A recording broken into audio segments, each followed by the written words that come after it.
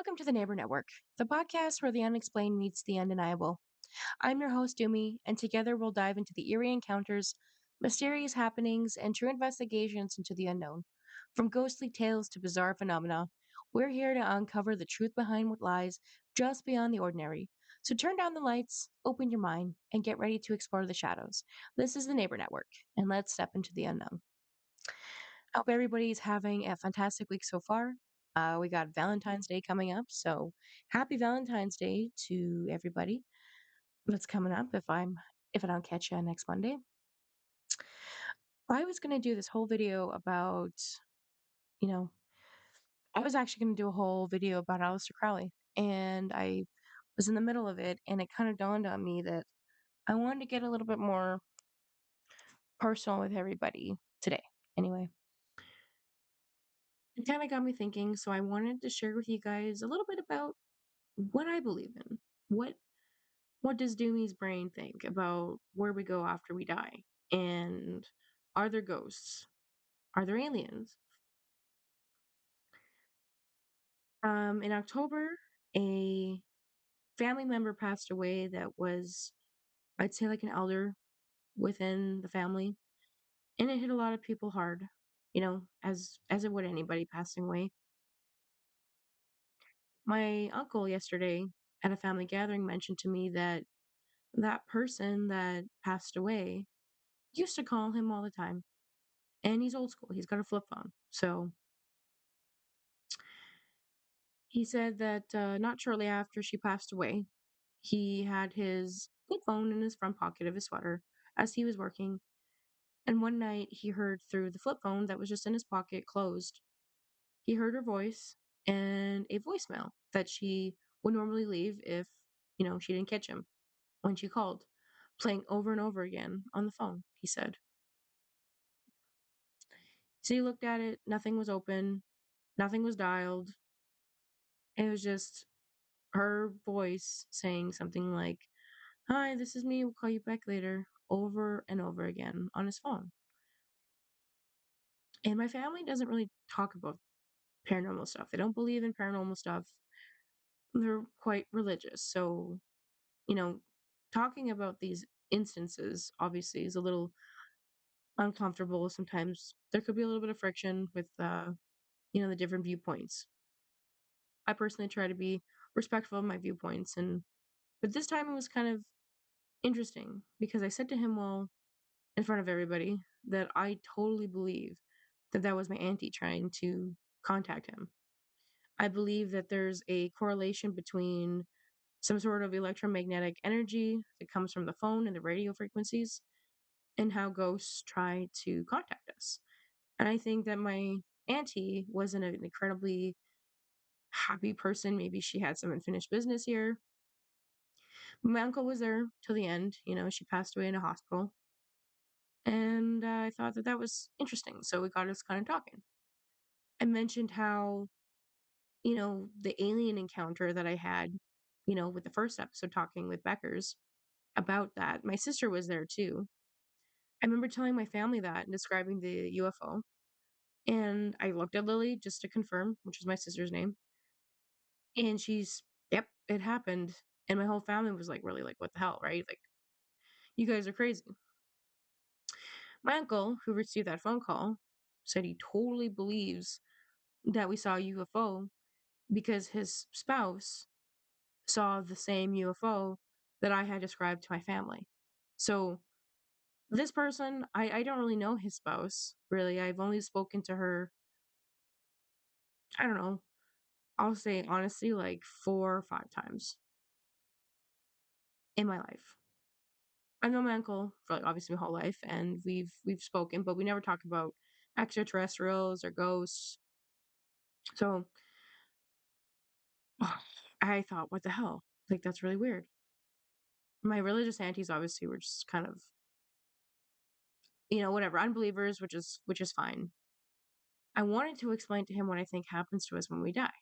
I was going to go on a huge tangent about how everything we see in our eyes is not a solid. I thought I'd save it for you guys. So here we go. I don't want to get everybody confused. So I'm going to try really hard to explain this because I'm really bad for going on one tangent to the other. Mm. So I'm going to try first really hard to, you know, explain this properly. So I'm going to start off with where I think ghosts go, our souls go, or what happens to us when we die.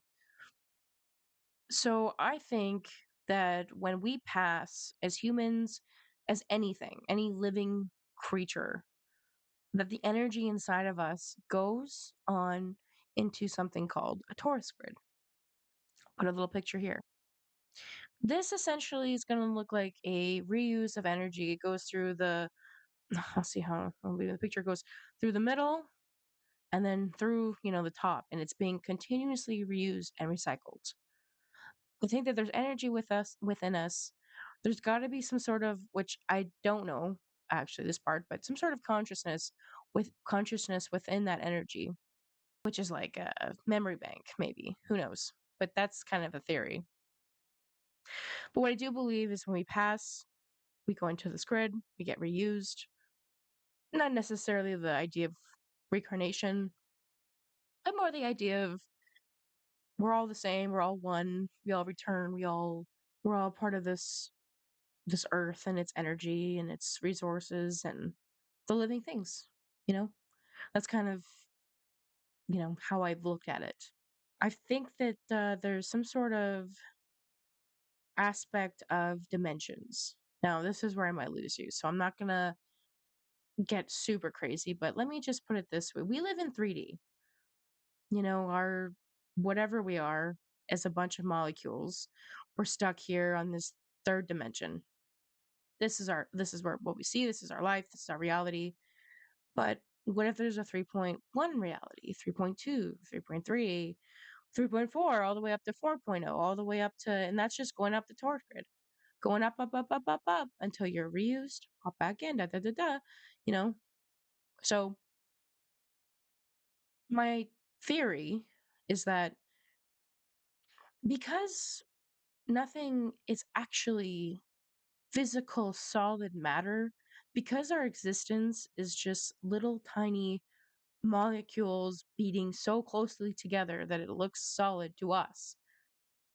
But because that's the case, and thinking that when human beings are happy, our bodies seem to be they they vibrate. Our energy just or there's some sort of thing in our molecule system vibrates. And I'll put a picture here and I'll show you hopefully what I mean by that. But when we're sad, kind of vibrates slower. So we're not happy, we're sluggish, you don't really have a good aura. Some might say a cloud over your head, like you just don't give off a good aura. So, my theory is that when you pass away and you don't have any regrets, you don't have anything holding you down, you genuinely had a fulfilling life, you're able to pass on into this energy. There's no looping, there's no like being stuck in this. You're not stuck in 3D anymore. You're ever just go do do do do do do do do do do do. You know, go back to the source and become something new. But when you die sad, I think that your energy stays in a loop. And you might have heard all sorts of theories of like this loop when people talk about ghosts. You might have. I've certainly heard a fair share of different ideas about it, but I think there's a loop and the ghost is stuck in this loop. Not 3D, but the reason they look like ghosts to us, the reason they're all sorts of different types of energy, like things move or they try to contact us through cell phones, right? Or electromagnetic energy and through radio frequencies, because they're stuck in like 3.3, 3.4, 3.2, like just at the cusp of like where we can't see them or sometimes where we can. And this part now was discovered through meditation. And what I'm about to say is going to sound kind of weird to you, so stick with me now. Now, in Christianity, I'm pretty sure, correct me if I'm wrong, but they say that when you die, you go to the pearly gates, God's like, Yeah, you can come in, you're good. Or, bitch, you're going down, you know? Or in some other cases, you can return, redo your life, redo it over so you can get back in this cage, come up here to the pearly gates. So my theory from there, from knowing that Christianity, a little bit of the story there, and then my theory of our energy and where we return back to, and then thinking about when people say they see the light when they're about to die.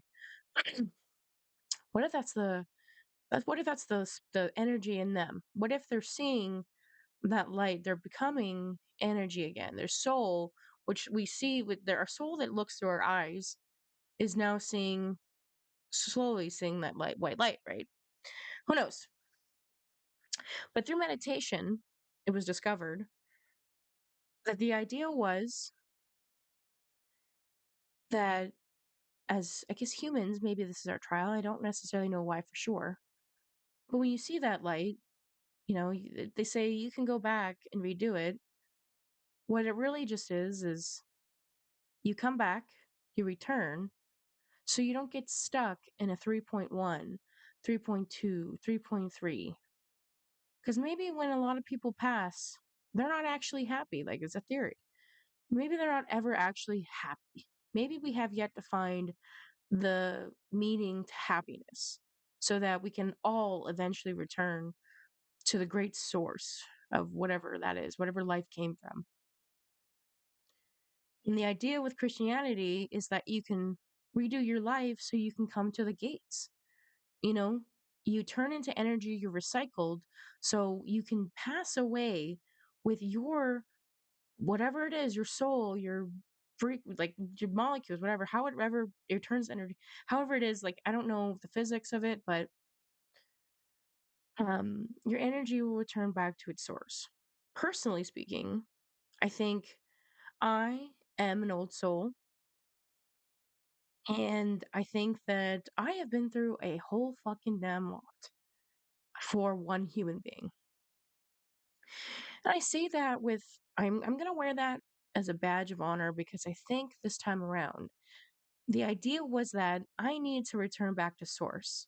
I think I'm an old soul because whatever energy that has created this identity as Doomy, as this physical manifestation of a human being on this reality, I think the purpose was to go through the chaos because I've been sad and then to return back to the source, conquering it. And essentially, what I'm hoping is that for me, I'm hoping that this is the last lifetime I have to worry about that. I know that sounds crazy, but I'm really hoping that I do pass without any sort of regrets or sadness. I live things to the fullest. I think that was the point of the trials I've gone through, which maybe one day I'll talk about. But um, so I believe I'm an old soul. With all that being said, this possibility of ghosts and knowing already that astral projection is a thing, knowing there's already an ability to step outside of our physical realm into some sort of subconscious otherwise reality, right? It goes without question to think like obviously there's got to be ghosts. What we call ghosts is just what we humans call ghosts. Some other people might call it other things. Other fucking aliens and planets might have their own forms of ghosts, right? Of extraterrestrial, of of you know, paranormal, who knows, right? So the idea is to always have an open mind. You know, a lot of what I learned was and kind of why I was going to talk about him was Aleister Crowley. He taught me a lot about how to decipher between these things, these thoughts, to navigate exactly what to absorb, what to not. Like do what thou wilt shall be the whole of the law. And I will get into that another time. But all it means is make sure you do whatever you need to do. Don't listen to anybody. Do what you need to do to make sure you're happy. Just make sure that 90-year-old you isn't going to hate you for it. So try to think outside the perspective of yourself right now. If you're 20 years old, try to think of yourself and what you would say when you're 90. Because I think I know it's not. I don't know if it's easy for people. That's how I look at things. That was just a little bit of, I guess, a little bit of a thing for me of, guess what I think ghosts are, where they come from. There is like quite a lot of interesting stories across seas from me, especially where there are particularly a lot of tsunamis, a lot of earthquakes, a lot of places where ginormous natural disasters occur. And time again, I always stumble across stories where folks see who people that are receptive to seeing the dead, in other words. Could be kids, could be just you maybe one day. You don't know. All of a sudden you're like, what the fuck was that? Like, you don't know. I think when you let go of thoughts and you're just living in the moment, really anything can kind of come in. I think it's our thoughts that kind of block out those messages. Anyway, so these people are living their normal lives. And all of a sudden, they see a fucking ghost. And sometimes the ghost will ask you, like, where am I? And then you're like, oh, 2025 or whatever, like this is 2019, like what the hell? And they died like 10 years ago in a tsunami. And they have no clue that they died. Literally, these entities have no idea that they're dead.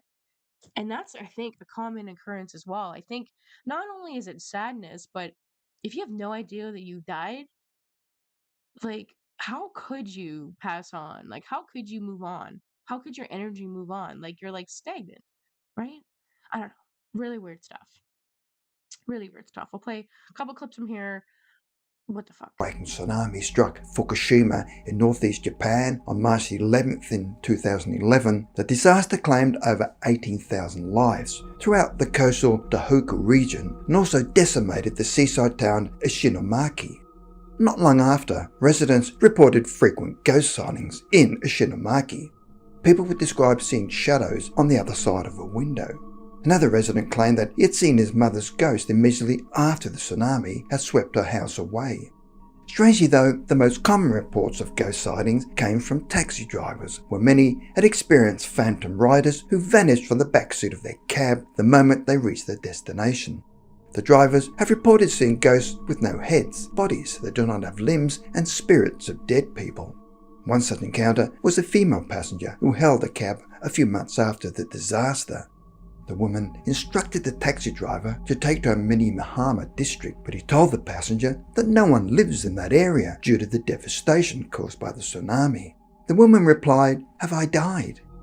When the driver checked his passenger, he found that the back seat was empty. Another taxi driver recounted picking up a man in his 20s. When the taxi driver looked in the rearview mirror, he saw the man pointing towards the front of the car. When the driver asked the passenger his destination, the young man said, "To the mountain." However, when they reached the mountain, the passenger was nowhere to be found. Another taxi driver regularly sees ghosts wandering around the town and gets physical symptoms of tingling and depression when he is near them. Some of the drivers often pay for the ghost riders' trips out of their own pockets in the hopes that the journey is what they needed to complete. Taiyo Kaneda, a Buddhist priest, claims that many people visited him concerned that they had seen ghosts and needed help. Many of the visitors had lost a loved one in the tsunami, where Reverend Kaneda could sense a lot of pain that they had bottled up and would listen to them for hours at a time, where their grief and loss and anguish would finally be released. Reverend Kaneda said that if you see ghosts, tell them you are dead. There's a world for you to go to. We will remain to make sure we revive our relationship to this city. Do not worry about us. The Reverend said that over the years he has had many people visit him in a distressed state, needing his assistance. On one occasion, his wife answered the door and found a distressed young woman by the name of Amy being assisted into the temple by two other women. The young woman appeared to be ill and claimed that she feels many people inside of her and she cannot stop them. She pleaded with Reverend Kaneda to help her. She said that many spirits were entering her body and she cannot stop them, and all she could feel was pain and wanted to die. She said she could feel the spirit of a young girl crying inside her, and the spirit of a man was holding her leg and would not let go. She said that as soon as Reverend Kaneda grabbed her feet, the spirit said, "Who are you?" and he replied that he was a reverend of the temple. The spirit then said, "What is the reverend doing here?"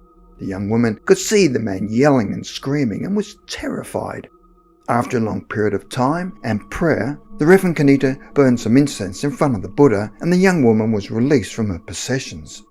The Reverend claimed that hers was the worst case of possession that he'd ever seen. The woman's personality would change whenever she was possessed. The Reverend asked the young woman whether she had lived near the disaster zone and had she experienced a tsunami firsthand. Had anyone close to you lost their lives in the tsunami? The young woman said no to everything and fortunately had nothing to do with the tsunami. However, what she said next to the Reverend was interesting when she said that even before the earthquake had struck, she was always bothered by ghosts. But 1 year after the earthquake, many ghosts started invading her life. After the initial harrowing visit to the temple, Amy was invited to see the Reverend any time for his help and guidance. Amy accepted his offer and would sometimes arrive at 7 p.m. and would not leave until around 1 a.m. and 2 a.m. in the morning. While the Reverend and Amy were meeting, he would listen to the sad voices of the spirits who had lost their lives in the tsunami. Amy said that after meeting with Reverend Kanita, she found that she was channeling more and more spirits. One of the spirits was a troubled young girl who at the time the tsunami struck was running and holding her little brother's hand, and when the waves crashed around them, she was forced to let go of his hand. The little girl claimed that as they were running, her little brother said that he couldn't run anymore, but she did not reply because they had to keep running from the water. Amy said that she could hear, smell and feel everything the young girl had experienced, and even the touch of the little brother's hand. She also felt the intense fear that the little girl was feeling. The last thing she saw was the little boy being washed away. Reverend Kanita was able to speak to the little girl, and the girl reached out to him and he held her hand. The little girl then said, "No," and she let go of his hand. She then said, "Mother, mother, I want my mother." Amy said that she felt helpless for the little girl and asked why nobody was helping her. The little girl wanted to apologize to her mother for letting go of her brother's hand and kept saying sorry to her. She was looking everywhere for her mother. Reverend Kanita's wife was close by and approached the spirit of the young girl and chose to act as her mother and held her hand. She said that the little girl had a very strong grip and she said to her, "Mother is right here. I will never let you go. You are always here with me," and then said to her, "Let's walk towards the light." The little girl followed her. The wife said to the little girl, "Go to the light. Everyone there is waiting for you." It was at this point that Amy let go of her hand. The little girl had found peace, and so had Amy. The Reverend realized that Amy was obviously sensitive and was unaware of her psychic abilities. In no way did she suffer from mental illness. Unfortunately for Amy, after the tragic disaster of Fukushima struck, she was inundated by the spirits of many people who had lost their lives. See what I mean? Like, just really strange. And it makes you question, right? Everything. And I try not to get into conversations with my religious family because it's just, I don't want to crush them. I want them to have beliefs that make them feel good. I want everybody to just have a belief that makes you feel good. And that's the kind of, again, the point of this podcast is just that I don't care what your religion is. I don't care what your following is. I hope that you have the same respect for me by sharing these stories with you guys and the other people that I have on my show, sharing their stories as well. Do what thou wilt shall be the whole of the law. Do whatever the fuck you want. I don't care. I want you to be happy. What I do care about though is just like if you're not allowing yourself to be receptive to messages, to growth, question everything, do anything you can to be a better person. You won't regret it. Anywho, sorry for my little rant, my little TED talk. Um, I'm glad that I was able to discuss this with you guys because this stuff means a lot to me, and I'm finally, I'm excited to be able to share this stuff and hopefully meet like-minded people as I interview like-minded people along the way. So that's it for this episode of the Neighbor Network. But remember, the unknown is always closer than you think. If you've enjoyed this journey into the strange and unexplained, don't forget to like and subscribe and share your own stories in the comments below, please. I'm Doomy, and until next time, stay curious, stay brave, and keep searching for the truth. I'll see you guys in the shadows. Take care of yourself. Thank you so much for watching another episode of the Neighbor Network. Please make sure to hit subscribe and like the videos for more content. Take care of yourself, guys. Until next week, we'll see you then.